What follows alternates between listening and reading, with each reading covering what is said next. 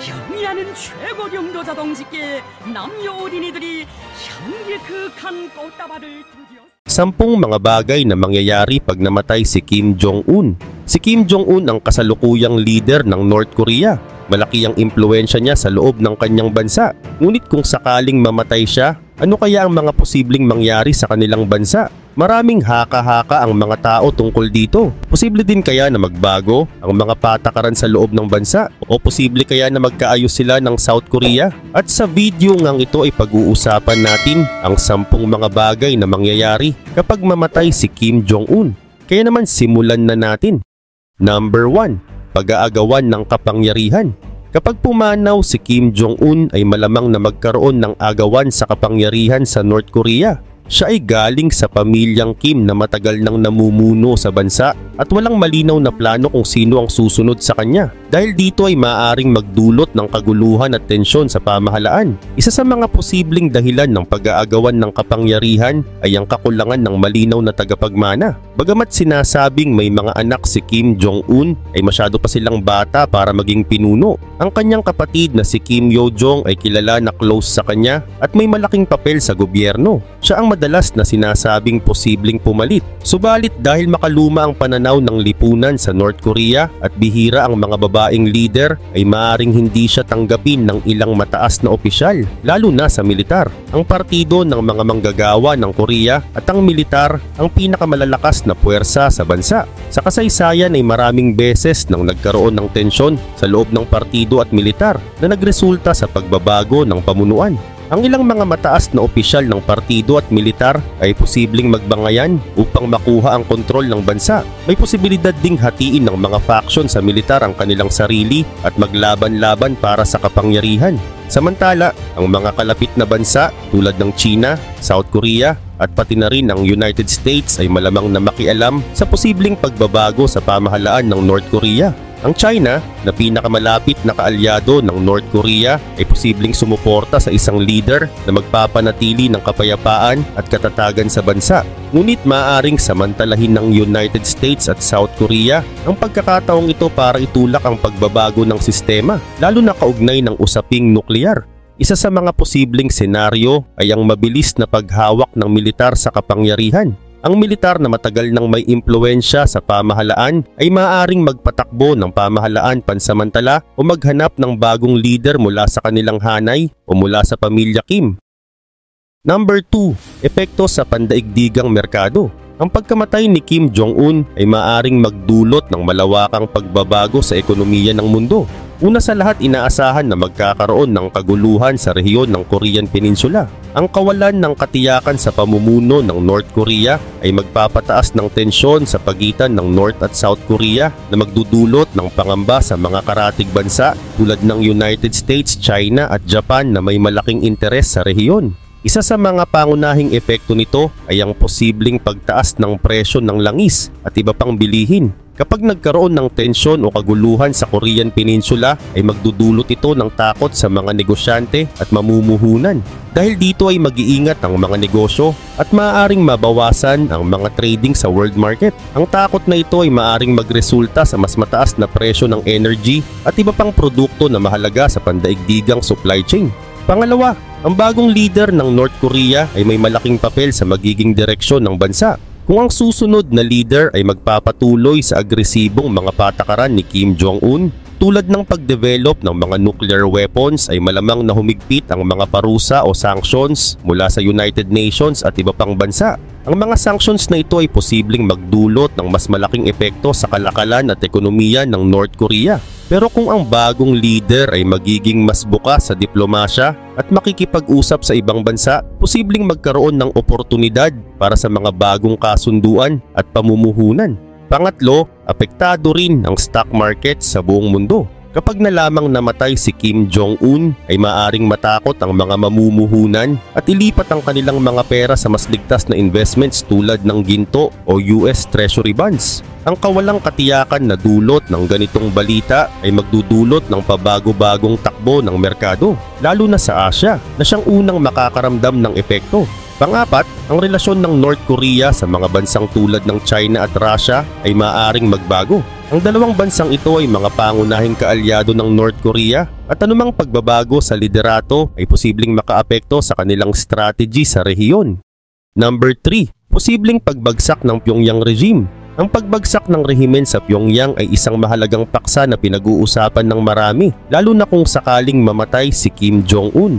Ang pamahalaan ng North Korea ay matagal nang pinamumunuan ng pamilya Kim mula noong 1948, kung kaya't ang pagkawala ng kasalukuyang leader ay maaaring magdulot ng malaking pagbabago sa bansa. Kung mawala si Kim Jong-un ay posibleng magdulot ito ng kaguluhan sa loob ng gobyerno at sa political power ng bansa. Ang sistema ng pamahalaan ng North Korea ay umiikot sa isang partido, ang Workers' Party of Korea, na kontrolado rin ang militar at seguridad ng bansa. Malaki ang impluwensya ng pamilya Kim sa pamamahala ng bansa at ang pagkawala ni Kim Jong-un ay maaaring magdulot ng alitan sa pagitan ng mga opisyal sa gobyerno. Maaaring magkaroon ng labanan sa kapangyarihan kung sino ang susunod na mamumuno. Isa sa mga posibleng mangyari ay ang pag-aagawan ng posisyon sa liderato. Kung walang malinaw na tagapagmana, ang mga opisyal ng militar at mga politiko ay maaaring magtunggali para makuha ang kapangyarihan. Si Kim Yo-jong, ang kapatid ni Kim Jong-un, ay isa sa mga posibleng humalili, ngunit hindi tiyak kung malakas ang kanyang suporta mula sa mga opisyal ng militar at gobyerno.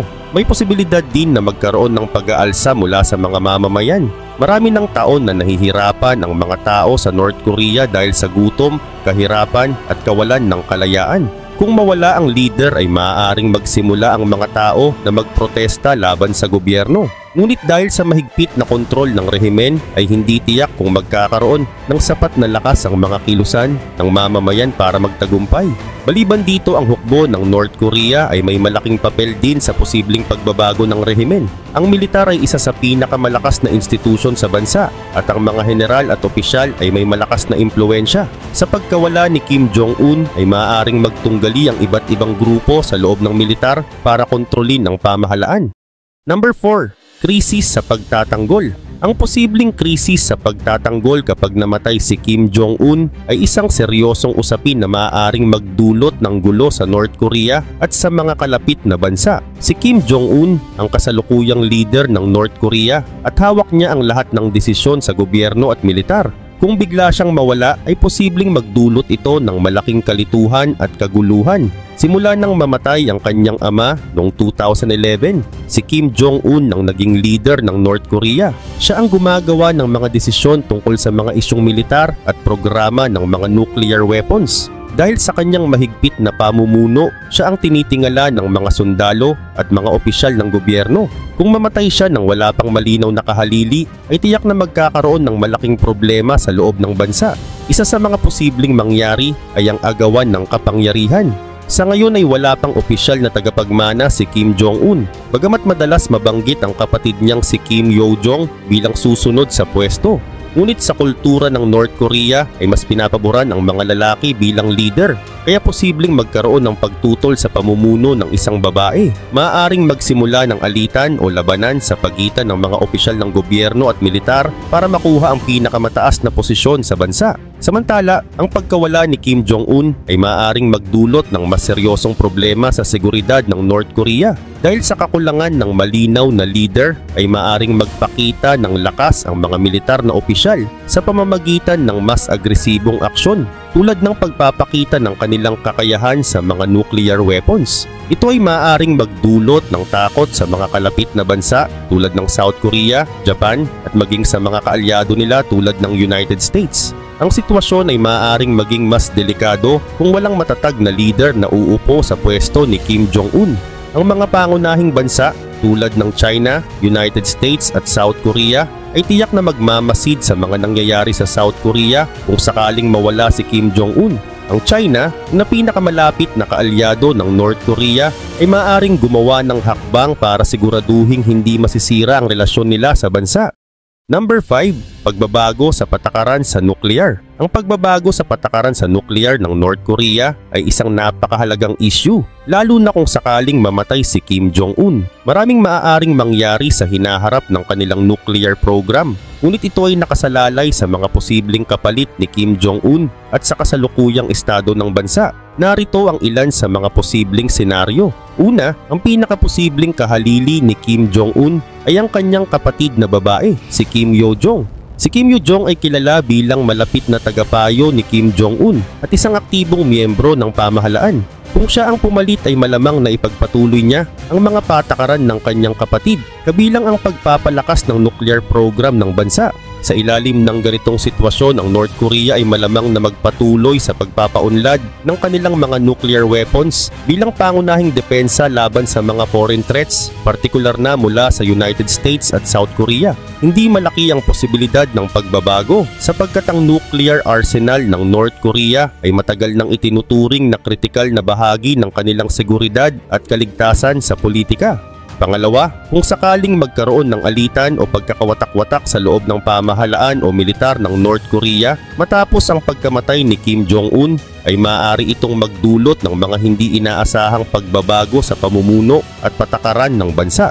Kung mayroong tunggalian para sa kapangyarihan, ay maaaring magdesisyon ang bagong liderato na magbago ng direksyon sa patakaran sa nuclear. Ang iba ay maaaring magpasyang ipagpatuloy ang kasalukuyang nuclear program, habang ang ilan naman ay maaaring maghangad ng mga bagong hakbang patungo sa diplomasya at pakikipagkasundo sa pandaigdigang komunidad. Halimbawa, posibleng pansamantalang ihinto ang programang nuclear kapalit ng mga benepisyo sa ekonomiya o seguridad sa politika mula sa mga kaalyadong bansa. Pangatlo, kung sakaling ang bagong liderato ng North Korea ay magdesisyon na tumalikod sa kasalukuyang nuclear program, ay maaaring magsimula ang bansa ng seryosong negosasyon patungo sa denuclearization.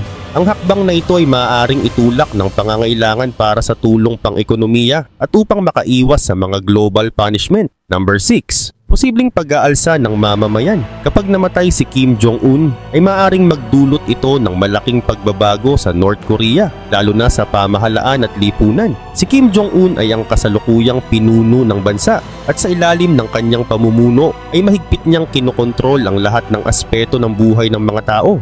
Ang kanyang pamilya ang namuno sa North Korea simula pa noong panahon ng kanyang lolo na si Kim Il-sung at ama niyang si Kim Jong-il. Kung mawala si Kim Jong-un, ay tiyak na magkakaroon ng kalituhan at posibleng kaguluhan sa bansa. Samantala, isa sa mga maaaring mangyari ay ang pag-aalsa ng mga mamamayan. Bagamat kontrolado ng gobyerno ang media at impormasyon, ay may mga bahagi ng North Korea, lalo na sa hangganan ng China, na may access sa balita mula sa labas ng bansa. Dahil dito ay nagiging mas aware ang ilang mga tao sa kanilang kalagayan kumpara sa mga karatig bansa. Kahit na maraming tao ang natatakot dahil sa malupit na parusa ng gobyerno, ang pagkamatay ni Kim Jong-un ay maaring mag-udyok sa mga tao na magprotesta, lalo na kung hindi malinaw kung sino ang papalit sa kanya. Gayun din naman, ang isa pang posibleng mangyari ay ang pagkakaroon ng problema sa pamahalaan. Matagal nang nakadepende ang North Korea sa malakas na leader tulad ni Kim Jong-un. Kung walang malinaw na plano kung sino ang magiging susunod na pinuno, ay maaaring magtunggali ang iba't ibang grupo sa loob ng gobyerno tulad ng militar para makuha ang kapangyarihan. Kapag nangyari ito, ay maaari itong magbigay ng pagkakataon sa mga mamamayan na magsagawa ng mga kilos protesta o pag-aalsa laban sa gobyerno. Bukod pa rito ay tiyak na magmamasid din ang mga ibang bansa tulad ng South Korea, China at United States kung sakaling mawala si Kim Jong-un. Maaaring magsagawa ng mga hakbang ang South Korea at United States para suportahan ang mga democratic movements sa loob ng North Korea. Subalit posibleng ipagpatuloy din ng China ang suporta nito sa gobyerno ng North Korea upang mapanatili ang kapayapaan sa rehiyon.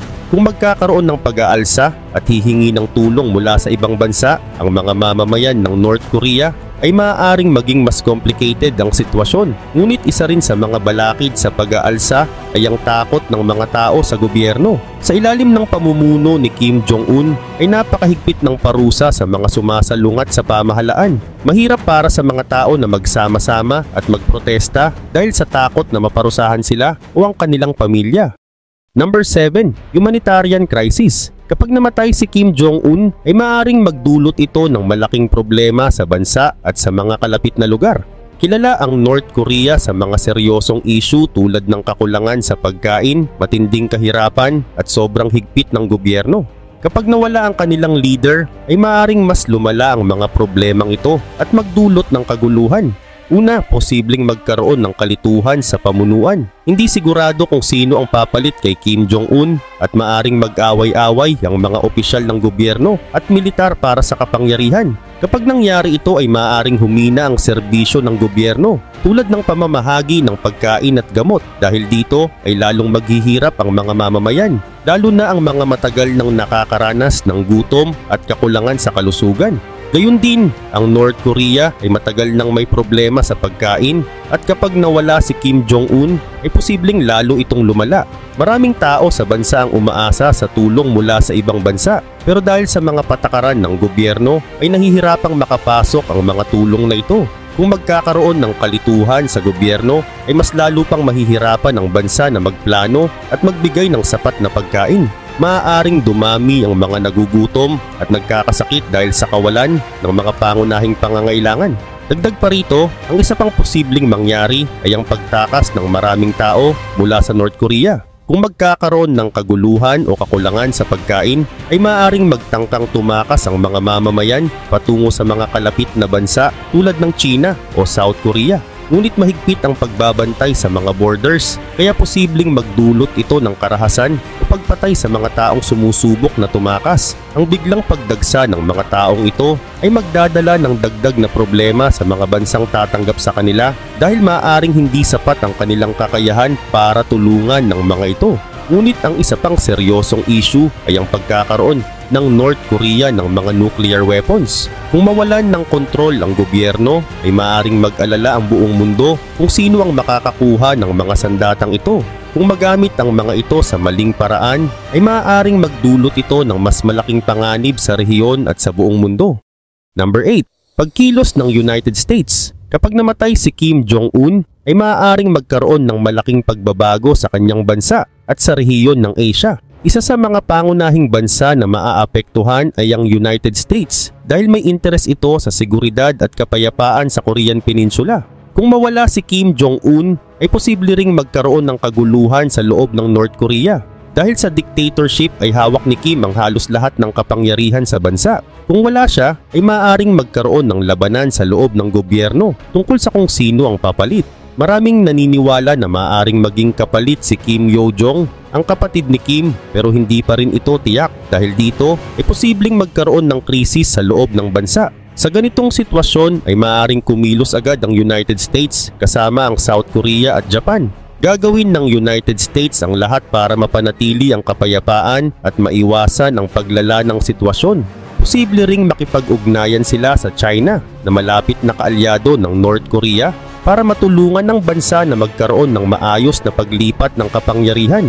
Gayun din naman, ang isa pang bagay na siguradong tututukan ng United States ay ang mga nuclear weapons ng North Korea. Sa ilalim ni Kim Jong-un ay pinalakas ng bansa ang kanilang nuclear program na nagdulot ng pangamba sa ibang bansa. Kung mawala si Kim ay maaaring subukan ng United States na makipag-usap sa bagong leader ng North Korea para mabawasan ang tensyon kaugnay ng mga nuclear weapons.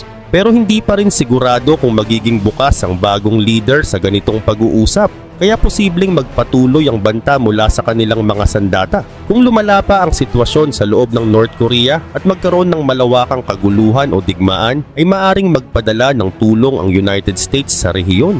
Layunin nila na protektahan ang South Korea at iba pang kaalyado mula sa anumang banta. Importante rin para sa United States na maiwasan ang pagkakaroon ng mas malaking digmaan o sakuna na makakaapekto sa rehiyon. Number 9. Pagtaas ng migration. Kapag namatay si Kim Jong-un ay posibleng tumaas ang bilang ng mga taong tatakas mula sa North Korea.